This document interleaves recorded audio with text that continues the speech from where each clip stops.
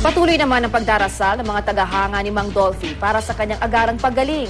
May news to go si Maria Bulaklak Ausente.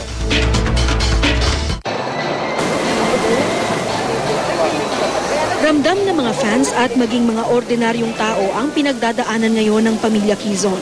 Kaya naman ngayong kritikal ang kondisyon ng hari ng komedya, panalangin ang namutawi sa kanila dahil sa sitwasyon ni Dolphy. Mahal Dolphy, ito pa pala sa inyo. Dapat papagaling ka. Alang-ala sa iyo. Oo, sana gumaling na siya kasi siya yung pinaka-idol kong comedy king. Sana gumaling siya. Ang sense of humor nga raw ng isang pidol ang laging naaalala ng kanyang mga tagahanga at ang pagiging mababang loob nito. Napakasimple niya, napakabait niya sa ganon, sa mga tao. Sa mga panahong ito, batid ng lahat kung saan huhugot ng lakas para kay Mang Dolphy.